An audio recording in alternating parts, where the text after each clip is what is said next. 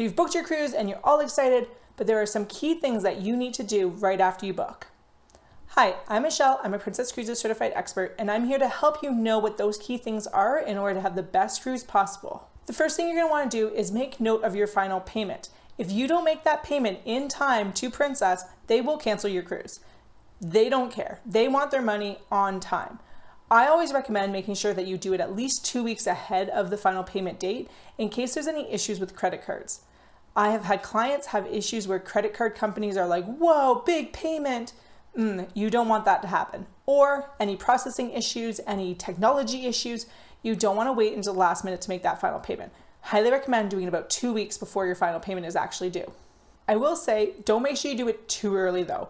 The reason for that is once you've made that final payment, there's different cancellation charges and stuff that come up around it. So if you are making payments throughout your cruise, wait till about 2 weeks before your final payment is due to make that last payment. Make sure you download the Princess Cruises app. There's not a ton on here that you can do right away, but there is a few things that I'm going to recommend. Make sure you download the app, and then that way you can have it ready to go when you need it. Play around with it a little bit, see where some different options are, see where you view different things. Just have some fun looking at it and checking out some different options. Once you have the app, you can then start to complete the check-in process. If for some reason you can't get the app because you don't have a smartphone or your technology is just not your thing, you can do it on the website. Make sure you do as much of this as possible ahead of the time. A lot of cruise lines won't let you do the check-in process until say 90 days before your cruise. Princess doesn't care. We honestly have done it over 2 years in advance, being able to do most of the check-in process. It just makes it so much smoother. Another thing I love with Princess, if you've cruised with Princess before, a lot of that information carries over, which means you're not entering it every single time, which we've had on other cruise lines.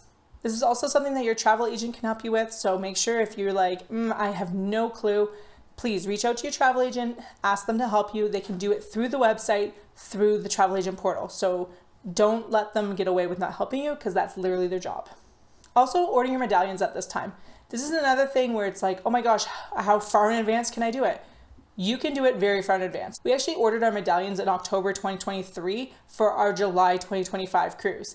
The Princess doesn't seem to care how far in advance you do it, so do it as far in advance as you can, and then that way you don't have to worry about it. You won't actually be charged. If you have the standard package, there is a charge for it, but you won't be charged until they actually ship it. So feel free to order it now, and then you don't have to worry about it. If you're finding this video helpful, be sure to subscribe for more Princess Cruises specific tips. Also on the app now, you can check out deck plans. Now, I highly recommend finding where your room is. I recommend checking out beforehand where your room's going to be, but that's a different video about choosing your room. I hope you did this one before you booked your room, but take a look at the deck plans. You kind of want to see where your room is, what's above it, what's below it, because if you booked a room that's like underneath something that's not great, then you might want to contact your travel agent or Princess and see if they can switch your room for like at no or little cost, because now's the time to do it, because once your final payment's done, you can't do anything. Also, as the ship books up, you won't have this as an option. So take a look at the deck plans, see how to get to places, see the better elevators to use. Just check out the deck plans on where things are, so that way by the time you get on the ship, you won't have to worry about it. You can also watch YouTube videos. We highly recommend watching ship tours. We post ship tours for the ships that we've gone on, but there's a lot of great ship tours out there. Kind of get the lay of the land and see where things are. If you haven't already, start researching ports. Take a look at what possible excursions you might like to do, what's in the area, where you can walk to, where the ship docks. Check out all those different little things. Make a list of possible independent things you like to do. We make a list of all our ports and sea days, and then we'll make little notes. We just do it in like a Google Keep note, and I share that with my brother, and then we can add things just so that way if we're doing stuff that's independent, or if we're like planning excursions, we can be like, oh yeah, this is the excursion we're planning on doing, without actually having to purchase it right away. Especially if you're planning a long time in advance like we do, we don't necessarily want to be buying excursions 2 years in advance. They might not even have them as an option. I'm grateful that Princess, if you just search up like Princess Cruises excursions, you can actually see your ports and see excursion options at those ports. Now, it will vary depending on when you go. Like for instance, we went to San Juan on Christmas Day. There wasn't many excursions because a lot of them weren't available. But you can at least get an idea of what excursions might be an option, especially if you're like us and looking for certain accessibility options.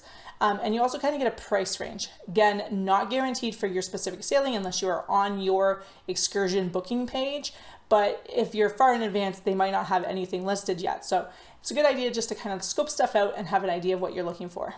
And lastly, start to make dining reservation plans. Now, unless you're Platinum or Elite, you can't make any actual dining reservations until you have finished your final payment for the main dining room.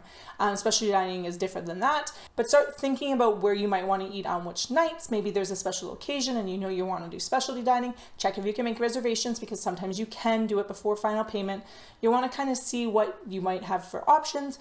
Don't wait till the last minute to do this, because you don't want to be like, after final payment, you're like 2 months from your cruise and you're like, oh, I'm going to finally look at dining stuff, and there's no reservations available because everyone's booked it already.